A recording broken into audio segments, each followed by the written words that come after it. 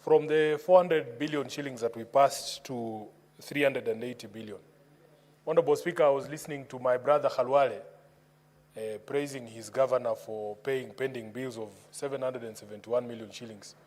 I was wondering if he had not seen that report, but he has mentioned it, that Kakamega County spent 521 million Kenya shillings on buying tea and mandazi for Fernandez Baraza and his friends. Honorable Speaker, these are the governors who create justification for why government proposes such bills. This bad behavior that Senator Khalwale is referring is not widespread across the country. There are county governments that are really doing their best to serve and deliver to their people. But it is governors like Khalwale's governor, Governor Fernandez Baraza, spending 500 million shillings on tea and mandazi. These are the people who make it very difficult for us to push further resources to go to the counties. Honorable Chair, I also had another governor who's, I would call him my mother's governor, the governor for Bungoma.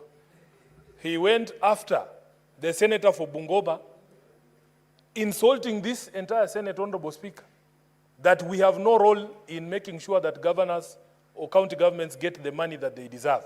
Yet it is us here today who have to stand up and defend devolution and say not a shilling less from the 400 billion shillings that we passed here in this house.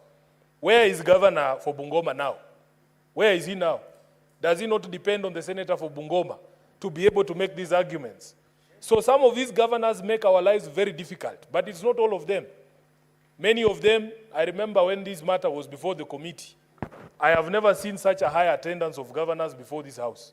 I think all of them were here because it was a question discussing the revenue that is going to counties. They make it very difficult for this Senate to make these arguments. We make these arguments, Honorable Speaker, not because we like our governors, but because we swore to defend devolution. Because I understand that the money that I pass in this house does not go to Sakaja as an individual. It goes to the people of Nairobi and the programs of the people of Nairobi. Honorable Speaker, the reason that I oppose this is fourfold. Number one, if you look at Section 2 of this bill, it talks about the purpose of the bill being to amend the Division of Revenue Act of 2024 so that you can have what the bill very strangely calls, Honorable Speaker, equitable sharing of the shortfall in revenue. Now, this is something that I have never heard of before, because in my reading of Article 202, Honorable Speaker, the only thing that is subject to equitable sharing is revenue, national revenue that has been raised. There is no mention anywhere in the Constitution of sharing of shortfalls. That does not exist in the Constitution, Honorable Speaker. Therefore, from the onset, you can see that the object of this bill is unconstitutional. Number two, Honorable Speaker, my reading and understanding of the Constitution is that there is an annual division and allocation of revenue bill. One bill, if you look at, Honorable Speaker, the provisions of the Constitution only speaks about an annual division of revenue bill. That means, Honorable Speaker, every 12 months, Parliament is only allowed one division of revenue. There is no way you can introduce a second one. And once we have passed that bill, Honorable Speaker, it is my view that because the Constitution talks of an annual division of revenue, you cannot introduce a second one.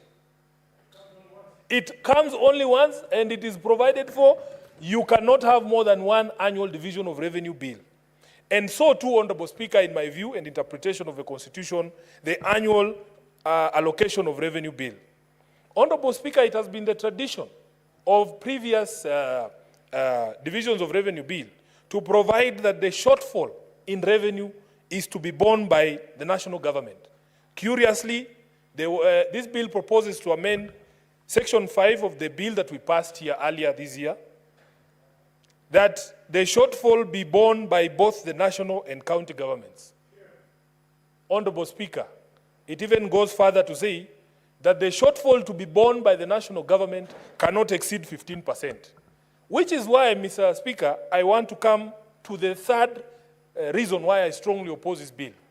It is that limitation of the ceiling to which the national government can bear the shortfall that has resulted in this bill proposing an even less amount to the amount that we passed in this House for the last financial year, Honorable Speaker. What we want to agree, and this is a debate we have had here with my colleagues in the Senate, is that whatever happens any financial year, we as a Senate cannot pass a division of revenue bill that reduces the amount of money that is going to be allocated to the counties if compared to what we had passed in the previous financial year. Honorable Speaker, you know it is on record that last year, even after the Commission on Revenue Allocation had proposed that we in this Senate give counties 415 billion shillings. Honorable Speaker, we only gave 385 billion shillings for the last financial year. This bill proposes a figure of 380 billion shillings, which is 5 billion shillings less than the amount that was sent to the counties last year. Honorable Speaker, as the Democrats in the US are now saying, we are not going back. We must push this journey of devolution forward. We cannot go back to 380 because to do so, next year we will be told, these counties now we will give them 370 at some point, Honorable Speaker, because the enemies of devolution continue to gather.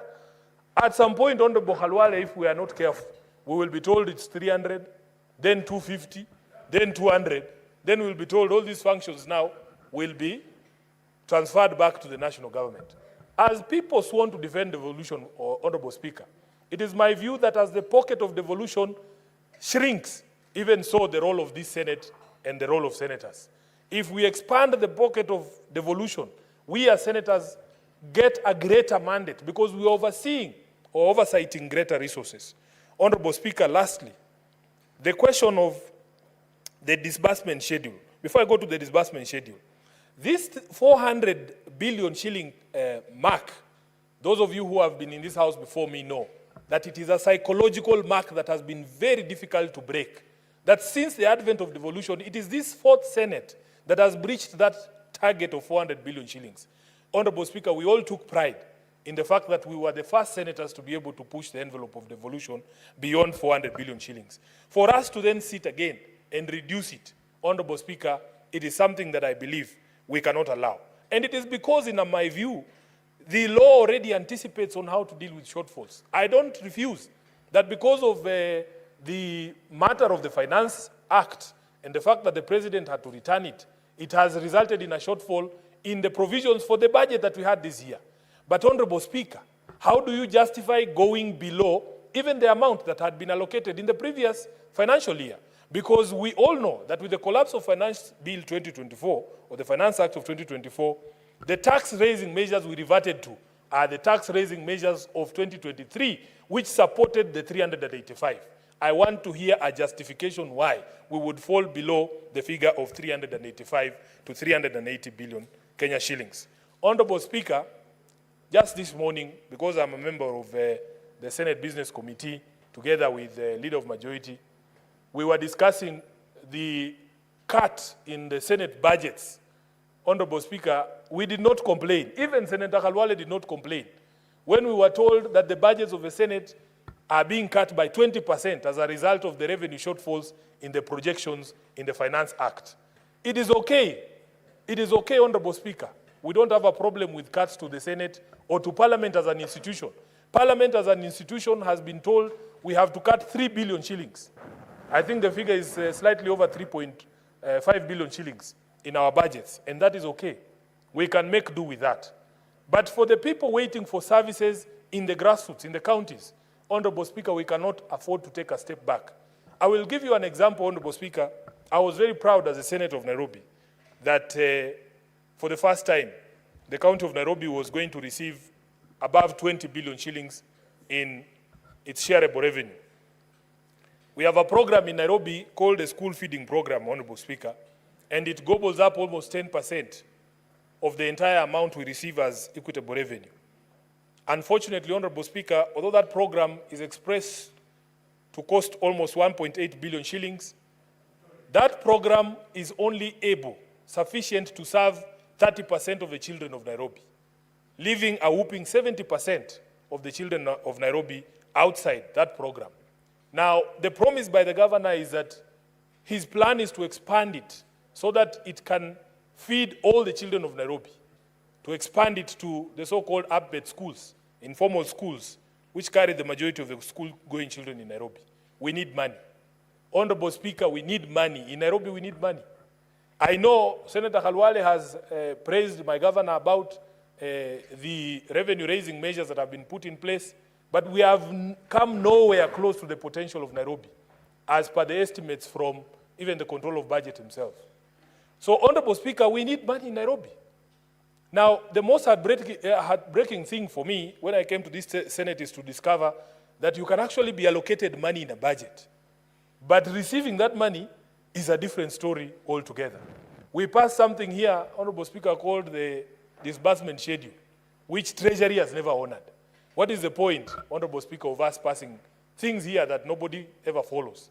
The governors there are the exchequer, money hitting the county government's account is a hit and miss game. It's just pata potea, Honorable Speaker. You can go 3 months, you can go 2 months, you can go 4 months without money, and you don't know when it will come. So it has been very disappointing for me to realize that we can put up this fight, and yet, at the end of the day, this money will not reach the grassroots in the manner in which it is proposed to reach.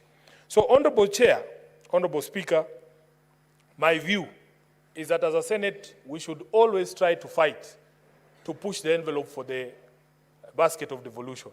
That any attempts to reduce that amount is something that is to be resisted here on the floor of the Senate. And I understand all the discussions that have been had. And Senator Khalwale has spoken about some of them, the bad manners we see from the county governors. I pray that this Senate does not take out the bad manners of governors on the public themselves, the women who sell njugu at Khaega, or Mwami Senator Khalwale. They have never offended you. They have never offended the public purse. So we must find a way of dealing with some of these governors. And I'm really looking forward to these 2 governors appearing before the Senate, the ones I've mentioned here, because they are in the habit of addressing members of the Senate at funerals. At funerals. And even inciting some MCAs, you hear them insulting senators from morning to evening. But when they come here, Honorable Speaker, you will think they are those mutotomisa we used to see when we were doing pastoral class. So another one came here, even he tried to run away from the committee by saying that he had forgotten his glasses at home, he couldn't see, because he didn't want to read the document that was incriminating. So, Honorable Speaker, the same vigor that we fight for these resources, we must be there as senators to protect those resources when they get to our county governments and ensure that it actually benefits the people of the counties that we represent. So, Honorable Speaker, with those few remarks, I want to say categorically that for me, I do not think that there is enough justification for this reduction beyond even what was allocated last year. And I would wish that every time we get opportunity to vote for monies for the counties, we are increasing and not decreasing. I thank you, Honorable Speaker.